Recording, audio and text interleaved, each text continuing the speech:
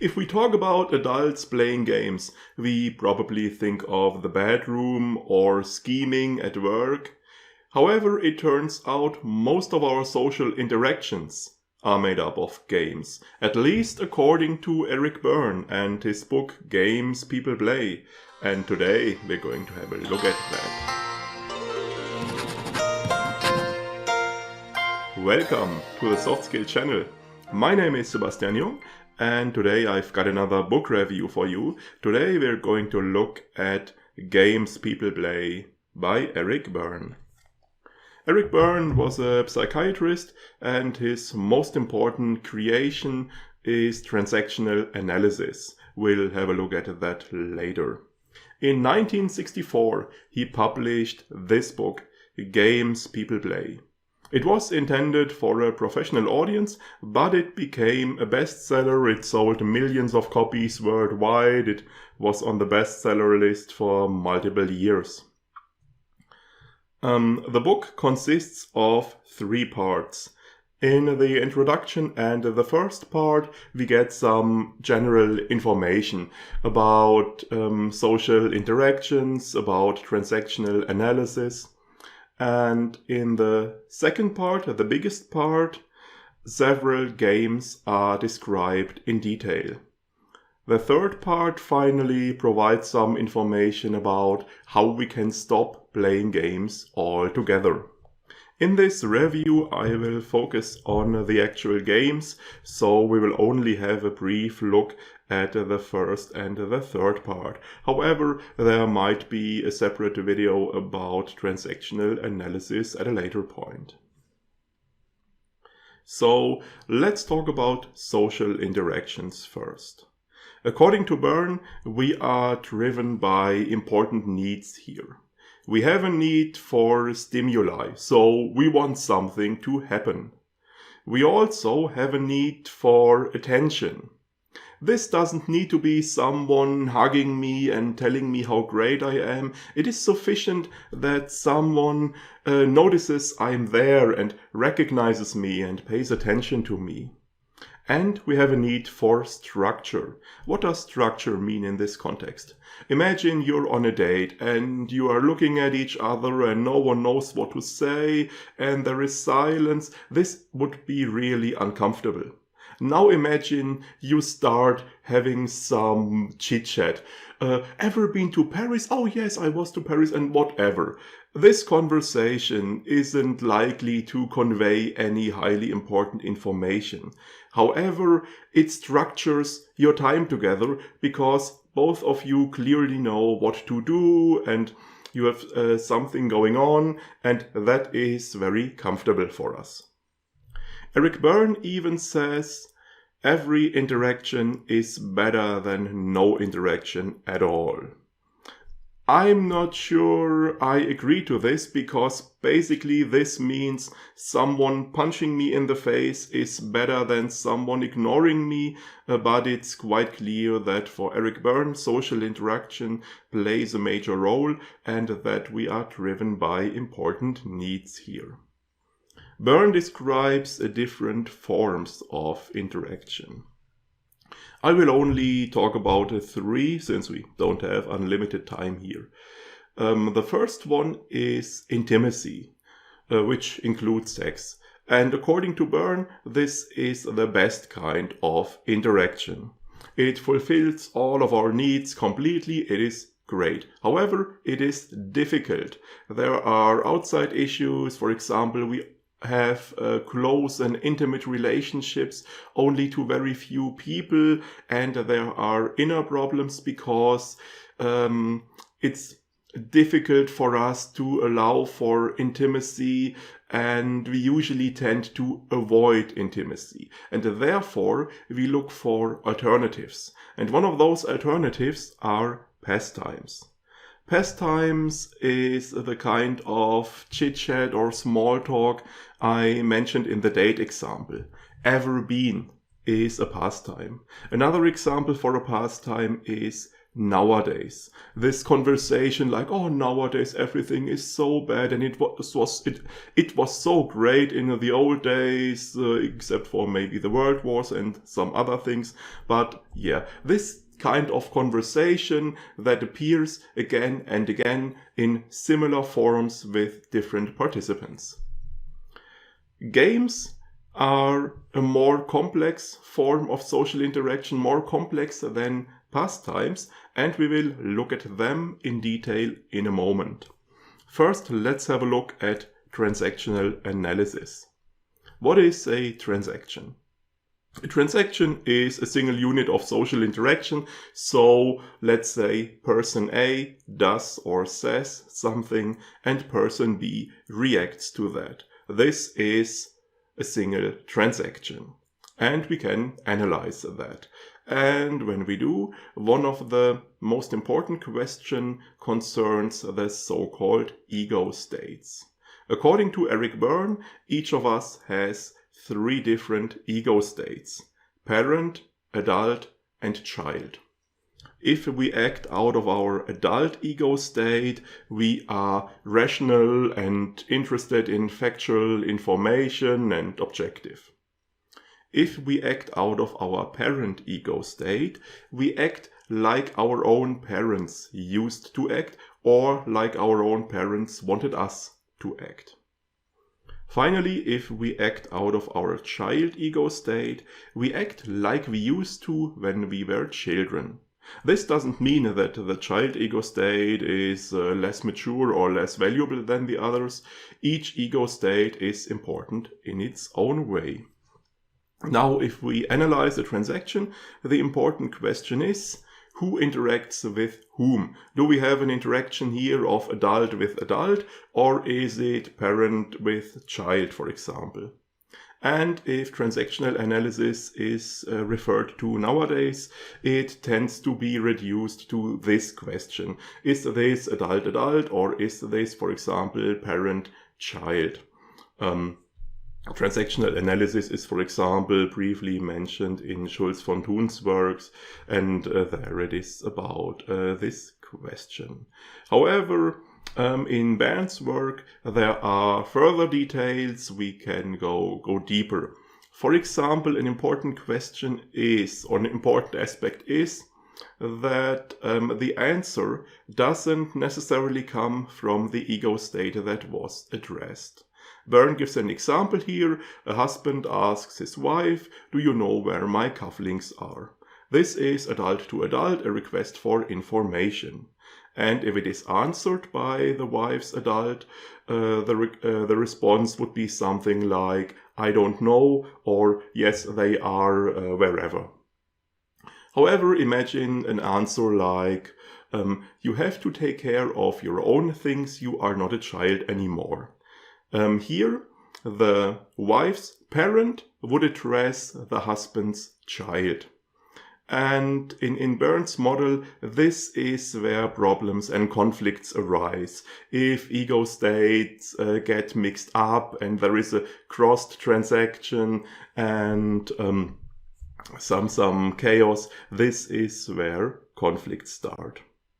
Another interesting aspect is that there may be multiple transactions at the same time, a surface transaction and an ulterior hidden second transaction.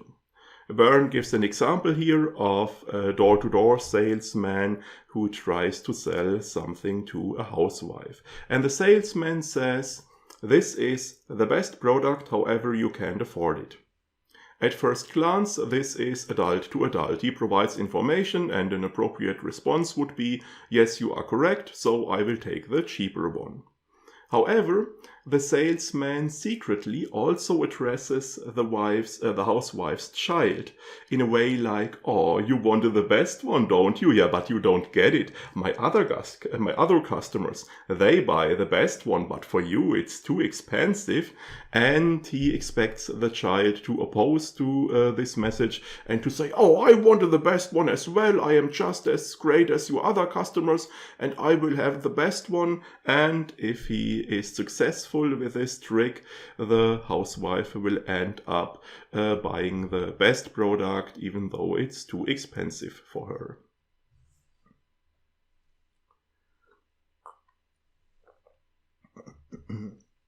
This ulterior second transaction is also quite important for the games we're going to discuss, because games always have this surface transaction and the second ulterior transaction. Transactional analysis was made popular by Eric Berne's book, Games People Play. And there was also another bestseller that dealt with transactional analysis, and that was I'm Okay, You're Okay by Thomas Harris. Maybe we'll have a look at that one later. Nowadays, transactional analysis isn't that important anymore, but it does make appearances every now and then. As I mentioned, it appears in Schulz von Thun's works briefly, so it's good to know about it. I'm not sure if it is still used in therapeutic practice. I would think not, and I'm not sure if it still has any relevance in psychological research. Let's talk about the games.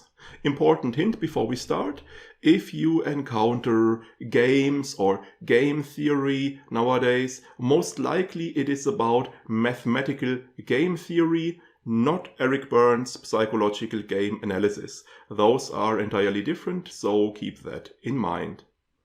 Another important hint: when Eric Berne talks about games, this doesn't mean that they are fun or that they are not serious. Berne refers to professional sports here. A soccer match or a baseball match is quite serious for a lot of people, and for the players it is not fun, but it is their job. Let me give you an example of a game. The game is called Why Don't You Yes But. It is played by one Miss White. It could also be a male, but in this example it's a female, and Berne always refers to the player as white and to the other party as black, and if there are more people then they are also named after colors. So Miss White has a problem. Her husband always wants to fix everything in the house himself, do all repairs himself, but he isn't really good at it, so he causes problems. This is a great example because it evokes memories of countless cartoon scenes, so I have quite a vivid imagination of this situation. Miss White tells other people about her problem, and they try to give advice. They say, why don't you try this and that? And Miss White blocks this advice. She says, yes, but it's not possible for whatever reasons. They might say, why don't you buy decent tools for your husband so they might work better? Yes, but they are too expensive. Why don't you make your husband take part in a course where he learns to repair things properly? Yes, but he doesn't have the time. This goes on for a while until everybody runs out of ideas and no one can come up with any further advice. At this point there is silence, and this silence signifies Miss White's victory. At first glance, this was a transaction adult to adult. A request for information, and information was provided. However, actually, this was a transaction from parent to child. The advice givers were acting out of their parent ego states in a way like, oh, we are so great and knowledgeable, don't worry, we will take care of you, we will take care of your problem. But in the end, Miss White's child was triumphant by saying, oh well, you are not so great after all, you couldn't solve my problem, you are quite inadequate. And this is Miss White's payoff. The one who successfully plays a game always gets a payoff at the end. He wins something. These are two very important characteristics of games. First, that there is always the second ulterior transaction, and then that there is always a payoff at the end. However, this payoff isn't necessarily something we would deem desirable. It could be something like punishing ourselves or dwelling in self-pity or confirming a negative opinion about ourselves. So the payoff can be a lot of things, and they are not always pleasurable. The ulterior second transaction and the payoff also differentiate games from other forms of social interactions, such as pastimes, or also harmless variations of the interaction. Let's say there could quite possibly be a situation where someone asks for advice because he really wants to get advice, and he is open for good advice that might work out. So not everybody who asks for advice is playing Why Don't You Yes But.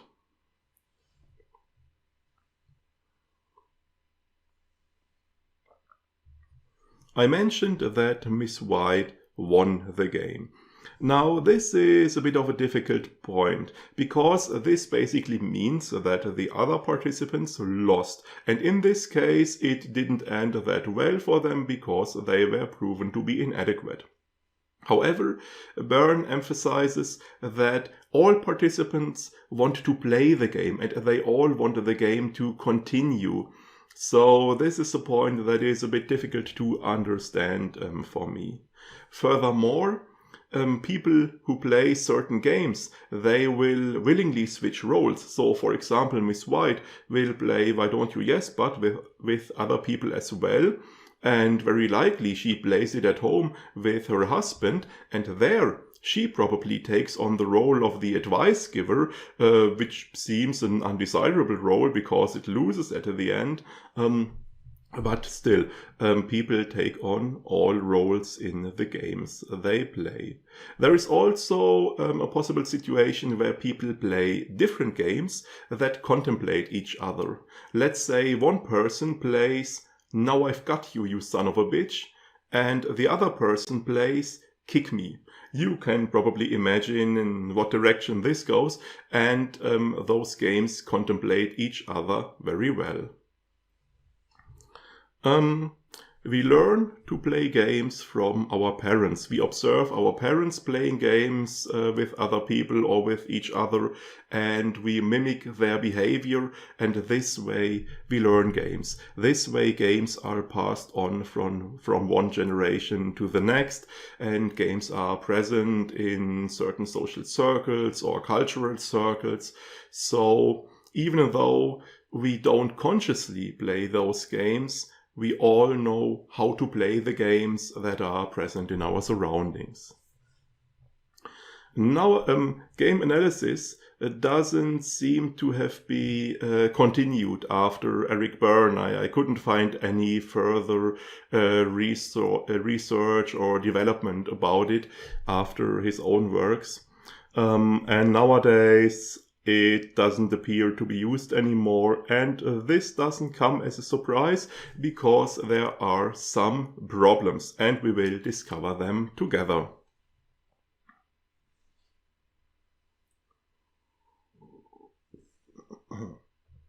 Let me give you another example. The game is called If It Weren't For You. It is played by Miss White again, and this time it is specifically a woman. Miss White has a dominant husband who doesn't give her a lot of freedom. He expects her to be at home when he returns from work, and he doesn't want her to go out and do things, so she is quite restricted in her activities.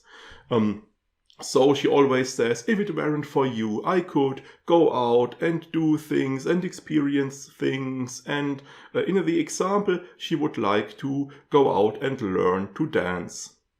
Now, in this example, at some point, she actually does sign up for dancing lessons. However, then it turns out that she has a morbid fear of dance floors.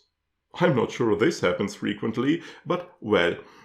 So it turns out her husband was actually doing her a favor, because thanks to him she didn't have to face her fears, she didn't even have to realize that she had those fears. However, she obviously was totally ungrateful and kept complaining, if it weren't for you I could do great things. And this caused a lot of arguments between them, so they didn't have a lot of sex. And as we learned before, we tend to avoid intimacy, so being able to avoid sex is a good thing and a bonus. Furthermore, all of her complaints gave her husband a guilty conscience, so he made her a lot of expensive presents, which are another bonus for Miss White. And what we learned from this game is that Eric Berne has quite an outdated and antiquated view of things like gender roles and marriage.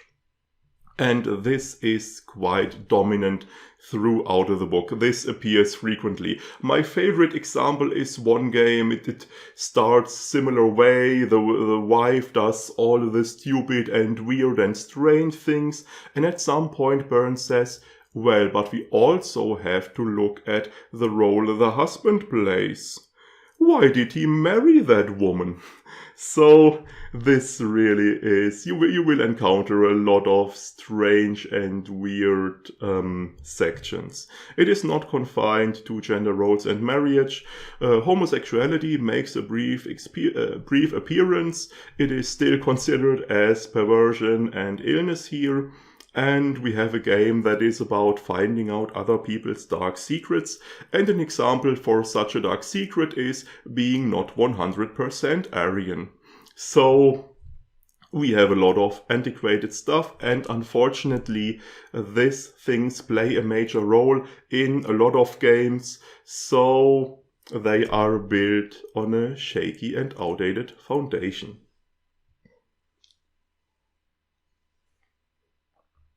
Speaking about outdated, let's have a look at another game. This one is called Uproar. It is played between a strict father and a teenage daughter, and they frequently get into arguments. What they don't know is that they get into those arguments because there is sexual tension between them. It's a male and a female, so they theoretically could have sex, and so there is sexual tension. At the end of the arguments, there is always a slamming of doors. And this slamming of doors signifies the fact that they sleep in different rooms, so they can't have sex. Now, this whole idea of fathers wanting to have sex with their daughters might appear strange to you. And here we clearly see that Berne's theories and ideas are built on the ones by Sigmund Freud. You might recall that for Freud, sex is very important. Basically, everything we do is either sex or a sublimation for sex. You might know the Oedipus complex, which is about sons wanting to do it with their mothers. And so that plays a major role in Freud's work. You might also have recognized a certain similarity when we talked about transactional analysis, because Berne has this parent, adult, child ego states, and Freud has the id, ego, and superego. So this is somewhat similar, and there are quite a lot of similarities. Problem here again is that by now Freud's work, Freud's theories and ideas, most of them are outdated. Of course, Freud is still an important historical figure, and he laid important groundwork and whatever, and was important, and we still love him, but his specific ideas and theories are outdated by now, and so Eric Berne's work is built on a shaky and outdated foundation once again. Let's have a look at a fourth and final example for a game. This game is called Alcoholic, and you probably have a good idea how that is supposed to be played. You need some bottles of booze, and you can imagine the rest. However, this drinking of alcohol is not the actual point of the game. It is a kind of bonus, but it's not the payoff. The payoff is the morning after, where you feel miserable and are frustrated about yourself, and other people make complaints, and where you have a severe hangover and feel bad and everything. So this is one of those games where the payoff really seems undesirable, where it is about feeling bad about yourself and punishing yourself. Now I can imagine that this is true, and there is this motivation for feeling bad, but couldn't it also be that the alcoholic is a lonely person who doesn't get a lot of attention, and if he becomes an alcoholic, some rescuers will turn up. Berne describes the role of the rescuer who tries to get the alcoholic out of his situation and help him, and who cares for him. And this is obviously nice, so maybe having those rescuers appear is the actual payoff, and this is the motivation. Or maybe the alcoholic is a person who has a lot of responsibilities in daily life, responsibilities at work and at home, and people look up to him and rely on him, and this is quite a heavy burden. So at some point, this person wants to escape into a role where there are no responsibilities, where he is a victim of the addiction, and that is his motivation and his payoff. You see, we can come up with a lot of ideas that all sound somewhat reasonable, and I can tell why Berne's interpretation is that much more solid and reasonable than mine. And you can never prove who is right or wrong, because since it's all unconscious, the alcoholic himself can't really deny or confirm any of these ideas. And that is the sore point here. If we say there is an unconscious motivation, then we can't be proven wrong. We have carte blanche for everything, and we can claim that there are most sinister and evil secret motivations. We can even turn the victim into the culprit. So this is quite a difficult and dangerous area where we have to be very, very careful. And I don't think Eric Berne is to the necessary extent. Let's have a brief look at the third part of the book, Beyond Games. That is about how we can stop playing games.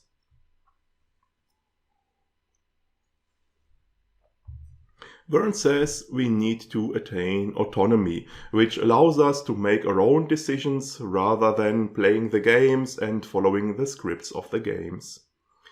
For that, we need awareness, which is the ability to see the world as it really is rather than our parents wanted us to see it. To be awake to the present moment. It is similar to mindfulness in some regards, and this is important. And another important thing is spontaneity, the ability to decide in every moment what we want to do next, rather than mindlessly, unconsciously following the game's scripts. And finally, we need to be able to allow for intimacy, because, as I mentioned, intimacy is the best form of social interaction, and if we are able to experience intimacy, we don't need games as replacements. The whole Beyond Games section has a big focus on becoming independent from our parents and becoming independent from our parents' patterns of acting and patterns of thinking, and to get rid of that to some extent and becoming independent.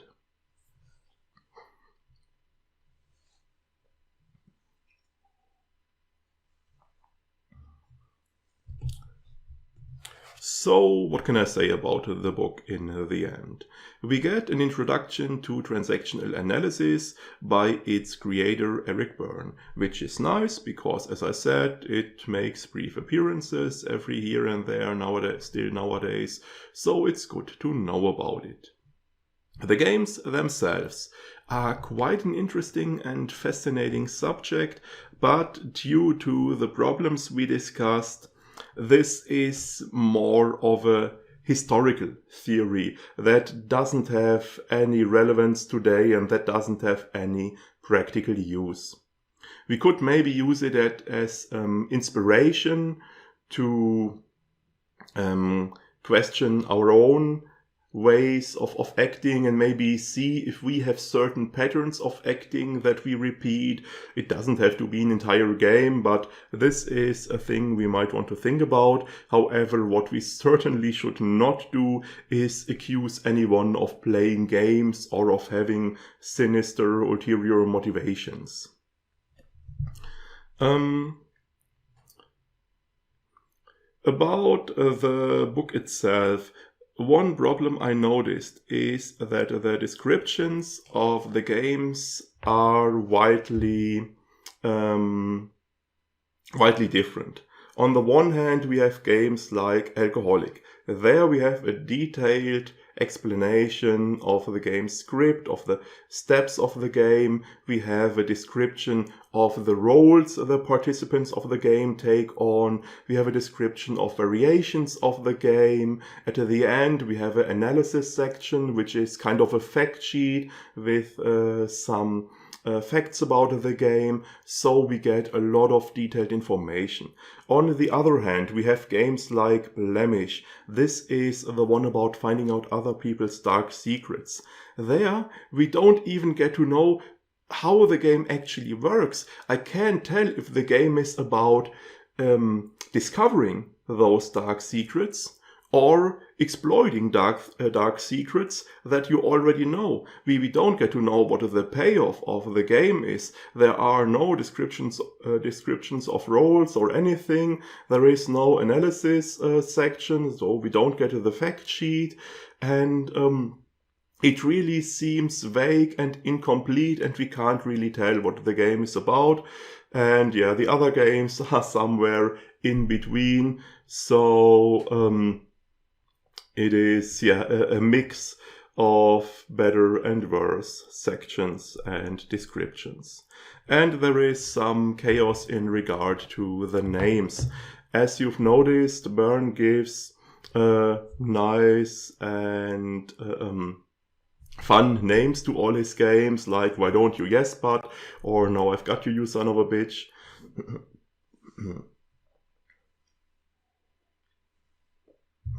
And now this is nice. However, he also gives names to variations of games.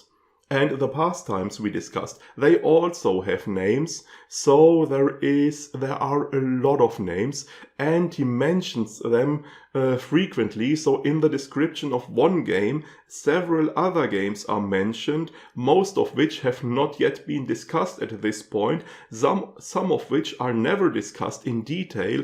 So there is some chaos, and this makes some games difficult to understand. In the end, maybe it's not so bad that the games don't work out as planned, because if there really would be this unconscious patterns in all our social interactions, if we would just play games all day long without knowing it, we would be some kind of robot, and this would seriously question our free will. So maybe it's not so bad. It doesn't work out. Out of the topics we discussed so far, the ones most similar are the communication styles and vicious circles by Schulz von Thun, because there we also take a look at interactions that are a bit more complex than, let's say, a single statement within a conversation. But Schulz von Thun's works are more substantial than Berne's games. So you might want to have a look at that if you are interested in similar content. I mentioned mathematical game theory. If you're interested in that, I will provide a link in the video description to a TED Talk by one Dr. Haim Shapira, who gives a nice introduction to mathematical game theory. And it's quite a fun video to watch, so you might want to have a look at that. Now, the games Berne described here were often not that pleasant, but I can recommend a game that delivers greatest enjoyment for everybody and that fulfills all your needs. It's quite simple. You subscribe to the channel and you recommend the channel to a friend who also subscribes and so on, and it is pure enjoyment for everybody. It gets even better if you give a like to the video and if you leave a comment, because I'm quite interested in your feedback. We will see each other next week in the next channel update. Until then, I'll take my leave. Have a nice day. See you next time.